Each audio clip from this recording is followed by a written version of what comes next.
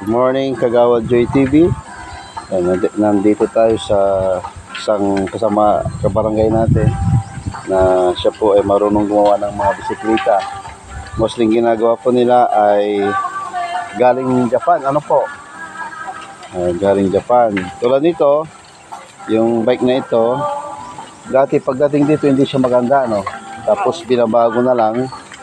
Tulad nito, pwede nilang ayusin yung pintura. Ganon din, kung gusto nyong palagyan ng carrier sa likod, pwede nila i-provide yung mga design, may mga ilaw din dito. Ito mga sample lang po, sample lang ito. Yan. So may pang kiddie ba? Anong tawag sa mga kwan? Kiddie bike. Yan. Ayan, junior yan. Junior ito, no? Size 24. Tulad nito, anong tawag? Pwedeng i-repaint. I-repeat nila, hindi itong pangalan nito. Yung takip ng kwan. Tapalodo. So may ano din siya, di ba? May cambio. Oo, 6 Yan. speed yan. So, pwede kayo magpa-orderan. Pwede po. Pwede kayo mag-order dito sa Barangay Tarisi at pwede kayo magpagawa kung ano yung sizes. Customize ang tawag. So, dito rin ako nakabili ng mga bike noon. Hanggang ngayon, gumagana pa. So, matibay. Tulad nito, di ba may gauge siya? Parang, anong tawag nito? Ay, tulad dito, alam mo, ito, umiilaw to. Pag ano, Pag umandar. may oras po yan eh. Alin yung? I see, oo. Puputang, Naubusan na. naubusan na ata ng battery. Ay, yun, oh. Anong oras na? I see.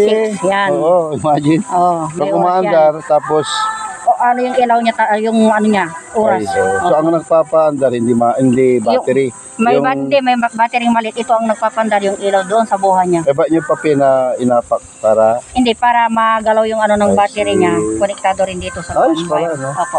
Tapos, ang kaganda nito, yung mga bike nyo, siyempre, pag Japan, sinabi natin Japan. Oo, talagang maganda. Matibay. Matibay talaga. So, kasi marami mabibili sa bayan ngayon na sabihin na natin magandang tignan, pero madaling masira.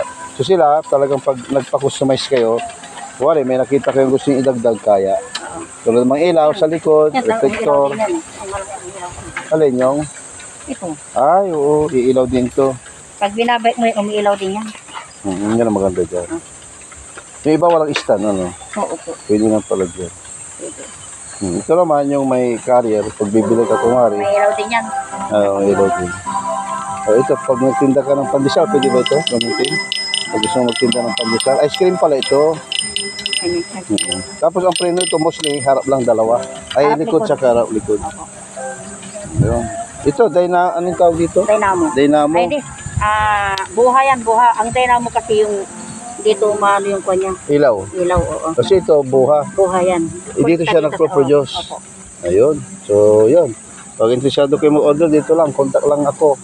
At ang pangalan po ng may-ari ay Tilma Simeon. Sinabi ko na.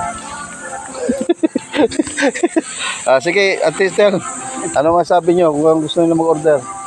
Ay, kung gusto nyo mag-order, lang po kayo dito sa Barangay Tarisi. Yan. San Carlos City, Pangasinan. Okay.